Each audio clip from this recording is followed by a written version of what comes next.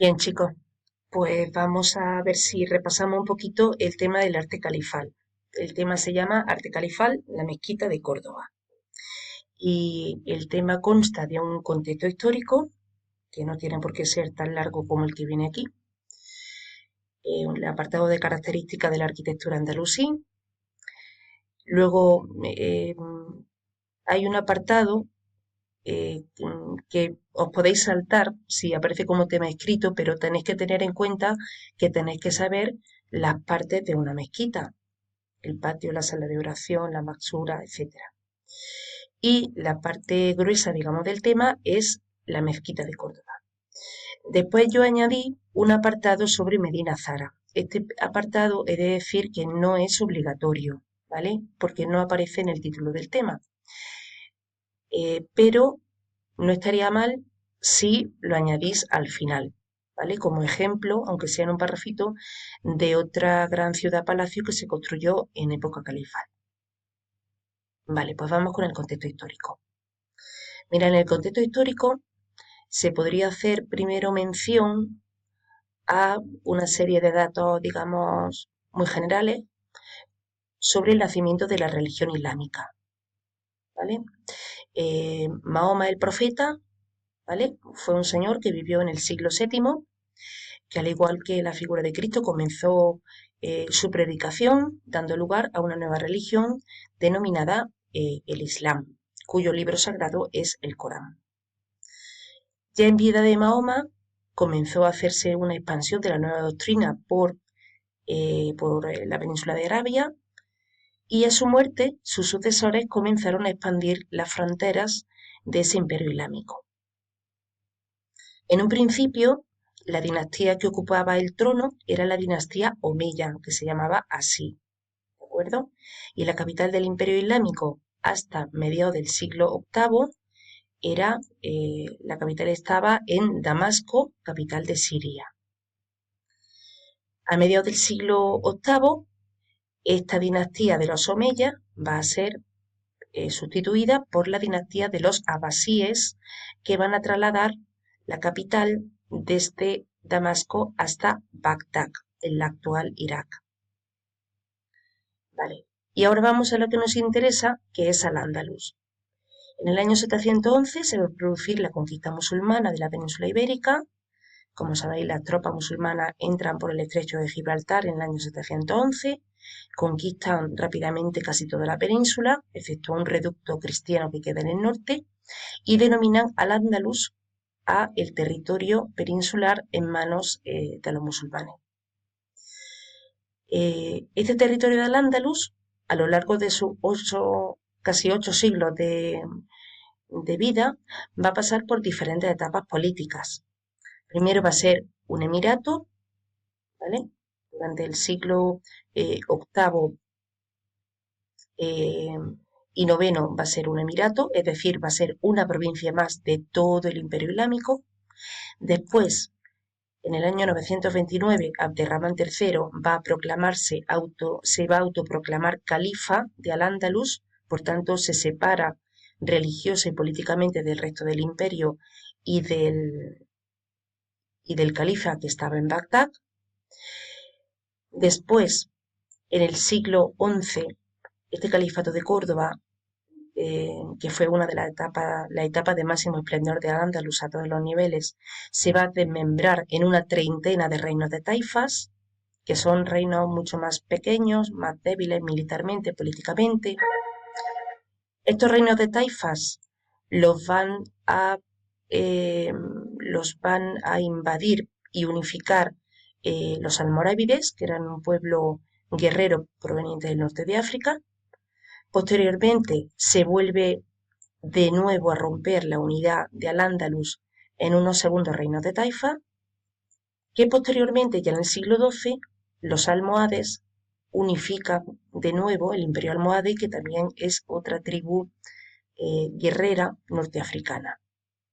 Esto es así hasta que en 1212, en la batalla de la Nava de Tolosa, los cristianos acaban con el imperio almohade, pasan por de Peñaperros, irrumpen en el valle del Guadalquivir y a partir de entonces van conquistando las ciudades del Valle del Guadalquivir, Úbeda, Andújar, Córdoba, Sevilla, Andújar, hasta que al final ya de la etapa de Al-Ándalus, es decir, durante los siglos XIII, XIV y XV, solamente sobrevive de Al-Ándalus el reino nazarí de Granada, que sobrevive gracias a los pactos que hacían con los cristianos, a los tributos o impuestos que pagaban a los cristianos y también porque los cristianos estaban inmersos en una serie de problemas políticos y sociales que les impiden acometer la conquista del reino de Granada. Más adelante los reyes católicos, una vez que controlan todos estos problemas internos cristianos, conquistan la ciudad de Granada el 2 de enero de 1492. A grandes rasgos, esto podría ser, tal vez un poquito más escueto, el contexto histórico de todo Al-Ándalus y concretamente de este tema. Bien, después vendría una pregunta que sería la misma pregunta que podéis poner exactamente casi igual en el otro tema del arte nazarí. Serían las características de la arquitectura andalusí, es decir, de Al-Ándalus, o hispano-musulmana, da igual. Para empezar, la arquitectura es el arte por excelencia del arte islámico, es decir, no vamos a ver apenas ni pintura ni escultura, porque el Corán, aunque no lo prohibía expresamente, no veía con buenos ojos las representaciones figuradas de personas, y mucho menos del profeta o del dios Alá. Los materiales de las construcciones andalusíes van a ser materiales pobres, es decir, baratos, de pobre apariencia, se utiliza muy poquito la piedra y sobre todo predominan materiales como el ladrillo, la madera y la mampostería. Ahora bien, para enmascarar esta pobre apariencia de estos materiales, se van a recubrir con unos materiales que le den una apariencia de riqueza y suntuosidad, como puede ser cerámica de colores y yeserías pintadas de colores. Además, van a ser edificios bastante horizontales, no hay demasiada obsesión por hacer edificios altos. Por otro lado, al igual que en el arte bizantino, va a contrastar la pobreza decorativa exterior de los edificios. Son edificios que desde fuera nos llaman mucho la atención, parecen más bien fortalezas, edificios defensivos, pero cuando uno entra dentro se da cuenta de que hay una exuberante ornamentación, que es lo que da a los interiores ese aspecto de riqueza. Este siguiente aspecto es muy importante en la mezquita de Córdoba porque vamos a ver que se van a reutilizar materiales de edificios de civilizaciones anteriores, fundamentalmente elementos romanos y visigodos. Y así vamos a ver aprovechados columnas, mármoles, capiteles, etcétera, dentro de la mezquita de Córdoba. Tal vez el episodio más importante de la arquitectura andalusí sea la decoración. Esa decoración se basa en diferentes temáticas. Podemos encontrarnos representaciones de temas vegetales. Esto se llama decoración de ataurique, como vemos aquí en esta yesería, donde hay una serie de tallos y de hojas. También podemos encontrar temáticas geométricas, es decir, decoración llamada de lacería. Por ejemplo, son muy comunes las representaciones de estrellas de varias puntas o formas geométricas que podemos encontrar en puertas, en artesonado de madera o bien en azulejos.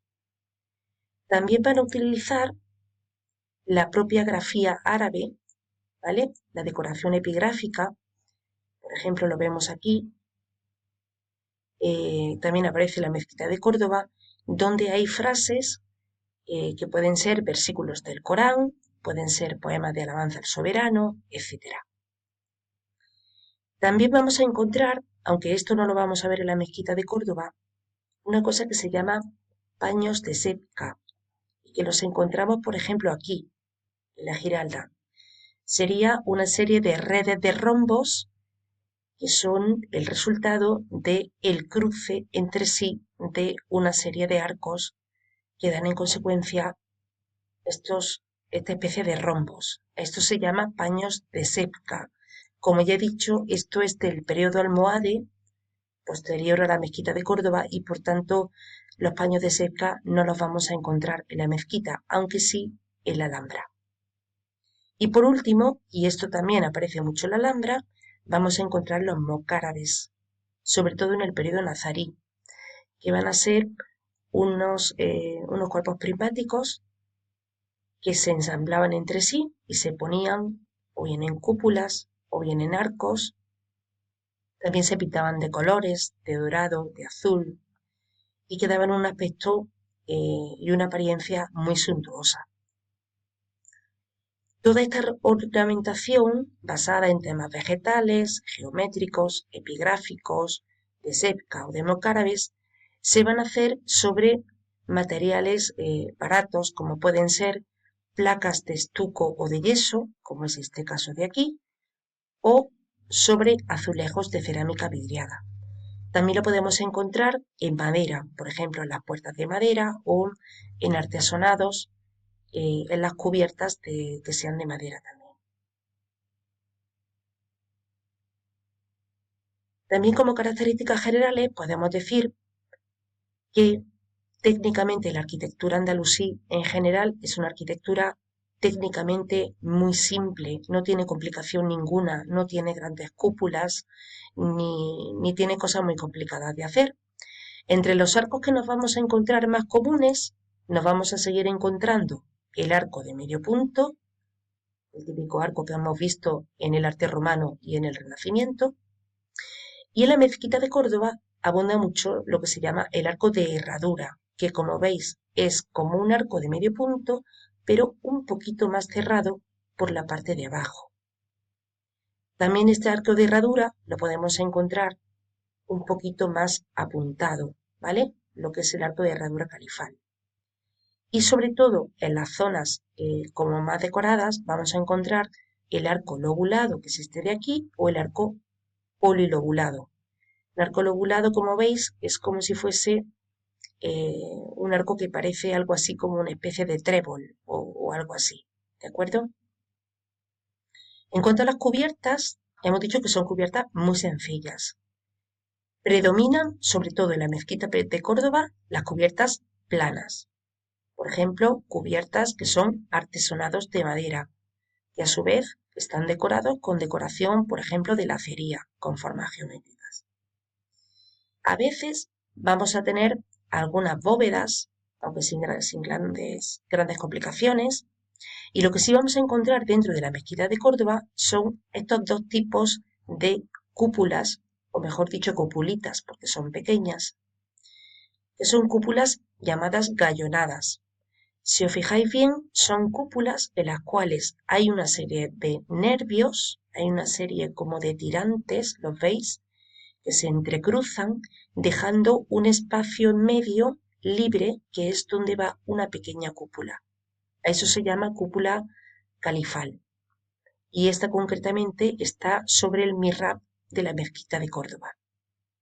Y esta otra cúpula, que estaría sobre la maxura de la mezquita de Córdoba, es la misma idea. Serían una serie de como de tirantes que se cruzan entre sí, pero dejando un espacio en el centro donde aparece otra pequeña cupulita que también es una bóveda califal. Estos dos son bóvedas califales.